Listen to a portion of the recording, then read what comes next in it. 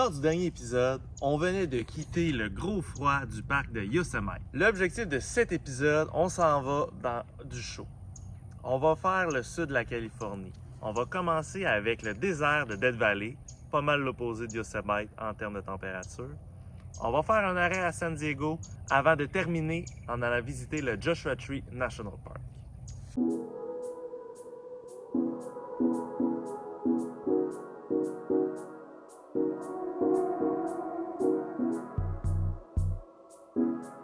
Alors, sur la route, on croise, il y a des jets militaires qui font des acrobaties. Ça fait 10 minutes qu'on check ça, c'est fou raide. Ah, il y a juste un côté!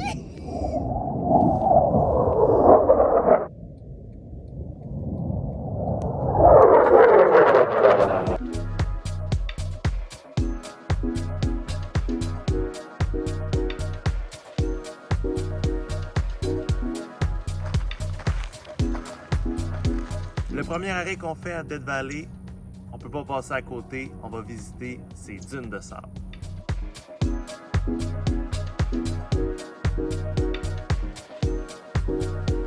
On va essayer de glisser. Ils sont sûrement pas capables, mais on va essayer.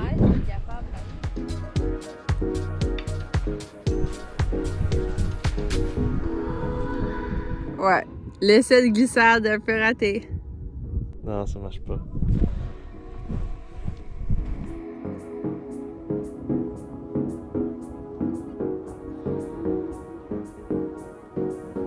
On marche sur les dunes de sable et l'objectif c'est de se rendre au top là-bas.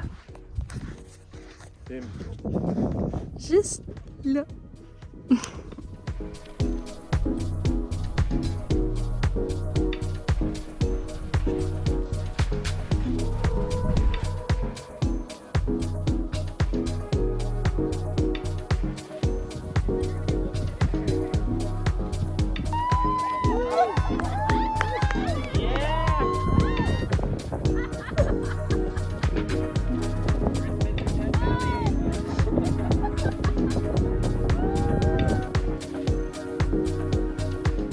J'aurais dit que Petit Biscuit était ici. Sacré Petit Biscuit. Après avoir vu les acrobaties de Petit Biscuit, on va découvrir notre premier canyon.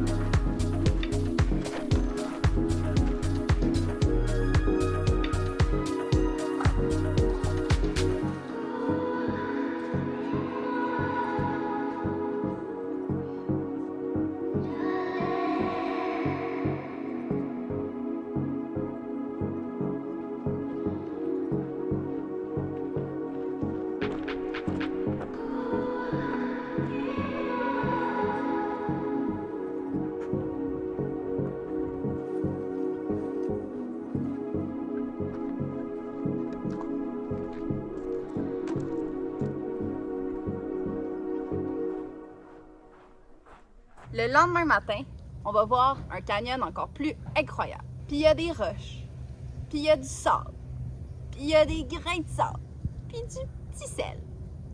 Il y a tout, mais il n'y a pas d'eau. C'est pour ça que ça s'appelle la vallée de la mort. À chaque été ici, le thermomètre monte jusqu'à 53 degrés Celsius. Ouf, ça doit être vraiment chaud ça.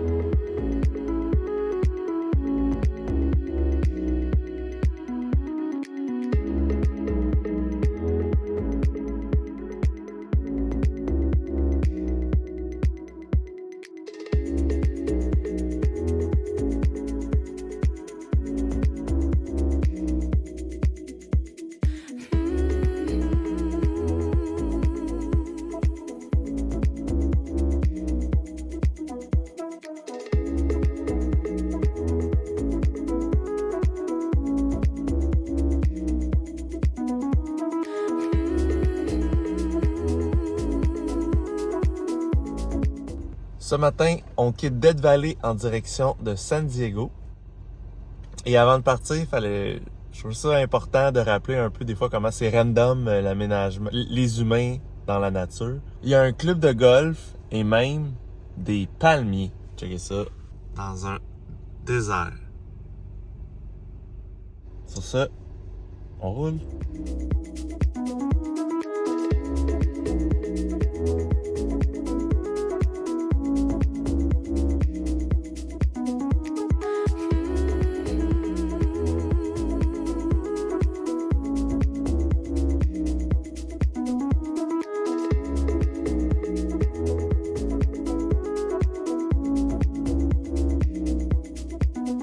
Première chose qu'on a décidé de venir voir à San Diego, c'est le Balboa Park.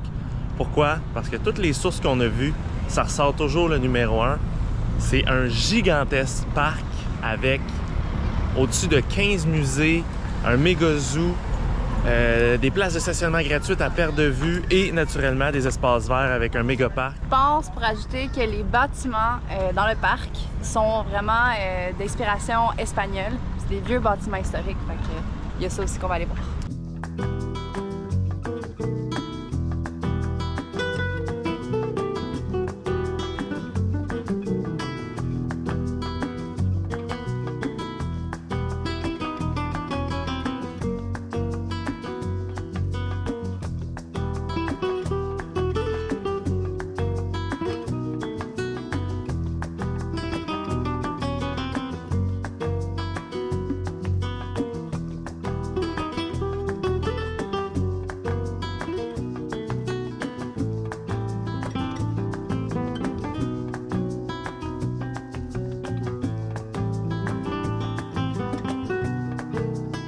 On a tellement aimé le parc Balboa qu'on y est resté la moitié de notre séjour à San Diego.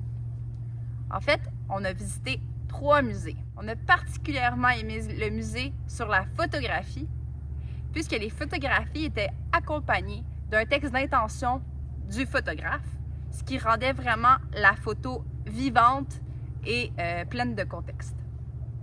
Le dernier musée que nous avons visité est le musée de l'histoire de San Diego. Nous avons réalisé à quel point il y a une forte présence hispanique dans la ville de San Diego et nous avons pu observer au travers de murales dans la ville des enjeux vécus par cette communauté.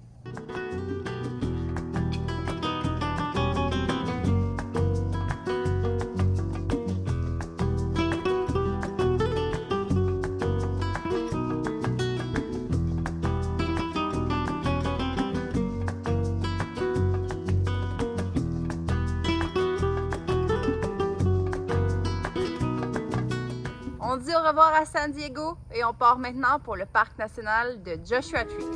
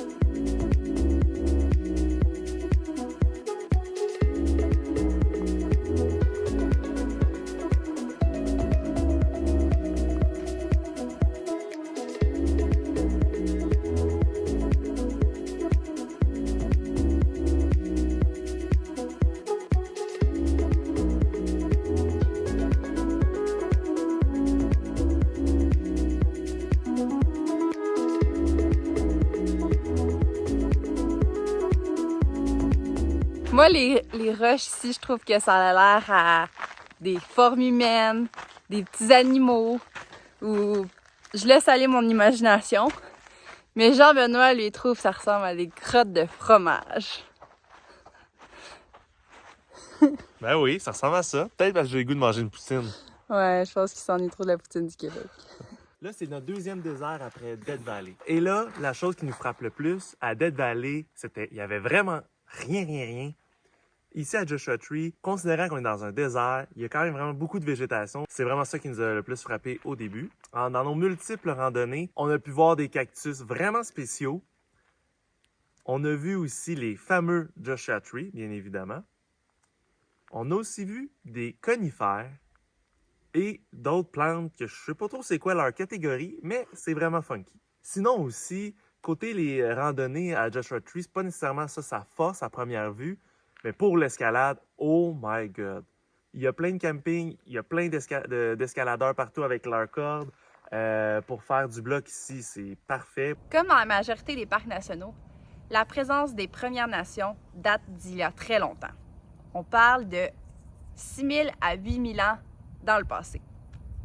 Et oui, les Premières Nations avaient compris qu'il fallait protéger les parcs nationaux bien avant les Blancs américains. D'ailleurs, pendant notre visite à Joshua Tree, on a pu observer la présence de pétroglyphes qui datent d'environ 1000 ans et qui marquent leur passage dans ce territoire.